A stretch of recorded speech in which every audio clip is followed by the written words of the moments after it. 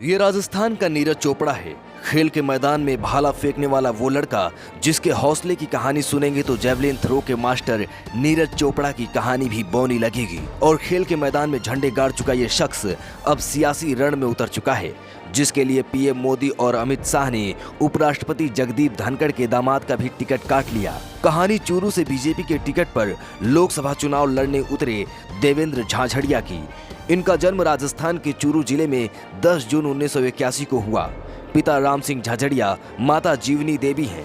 झाझड़िया ने 8 साल की उम्र में एक पेड़ पर चढ़ते समय बिजली के तार के चपेट में आने की वजह से अपना बायां हाथ गंवा दिया था, लेकिन इसके बावजूद भी उनके हौसले में कोई कमी नहीं आई।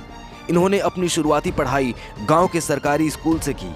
इनका मन बचपन से ही खेल कूद में था और फुटबॉल खेलने में तो सबसे ज्यादा मन था, लेकिन पिता ने फुटबॉल न खेले बल्कि एक ऐसे खेल को ला दिया जिसमें हार जीत सिर्फ उनकी हो।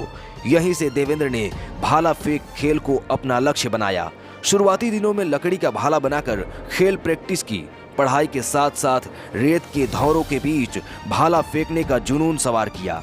पहले खेत से सरकंडे तोड़कर उन्हें भाले की तरफ फेंकना शुरू किया। फिर उसके साथ साथ खेजड़ी पेड़ की लकड़ियों से भाला बनाकर एकलव्य की भांति तैयारी शुरू किया। गांव के स्कूल में भाला नहीं था। पिता की आर्थिक स्थिति भी ठीक नहीं थी कि भाला खरीद सके। देवेंद्र ने जो भाला खुद से बनाया था, रोज उसी से 5-6 घंटे प्रैक्टिस किया करते थे। धीरे धीरे वो भाला फेंकने में पारंगत हो गए और क्लास 10 में ही जिला स्तरीय एथलेटिक्स टूर्नामेंट में पहली बार गोल्ड मेडल जीते।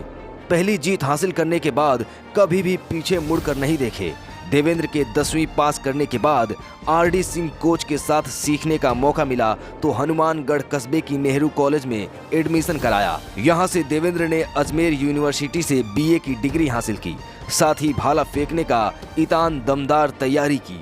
1995 में ऑल इंडिया यूनिवर्सिटी गेम्स में जाने का मौका मिला और इसमें 67 मीटर की दूरी तक भाला फेंकने का रिकॉर्ड बनाया तो एक नए पहचान बनकर उभरे। उसके बाद 1998 तक विश्वविद्यालय स्तर पर प्रथम रहने से लेकर राष्ट्रीय स्तर तक विकलांग कॉम्पिटिशन्स और साल 2002 में 8वें बुसान एशियाड में गोल्ड जीतकर भारत का परचम लहराया। साल 2003 में ब्रिटिश थ्रो, ट्रिपल जंप और शॉर्ट फुट तीनों कॉम्पिटिशन्स में 3 गोल्ड मेडल जीते और साल 2004 के एथेंस में भी गोल्ड मेडल जीते। इस जीत के बाद देवेंद्र को 9 अगस्त 2005 में राष्ट्रपति एपीजे अब्दुल कलाम ने अर्जुन अवार्ड से सम्मानित किया था। फिर साल 2006 में मलेशिया पैरा एशियन गेम में भी गोल्ड मेडल ही जीता।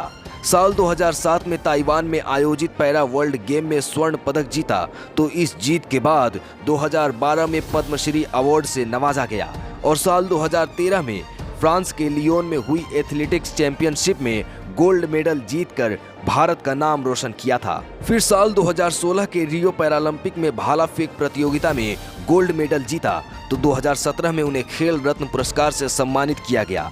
कुछ साल खेल से दूरी बनाने के बाद दोबारा 2021 में जब वापस आए तो देवेंद्र ने टोक्यो में सिल्वर मेडल जीते। 20 साल की उम्र में जितना देवेंद्र भाला फेंक कर रहे थे, 40 की उम्र में उससे भी बेहतर प्रदर्शन किए थे तो इनको पद्म भूषण से नवाजा गया।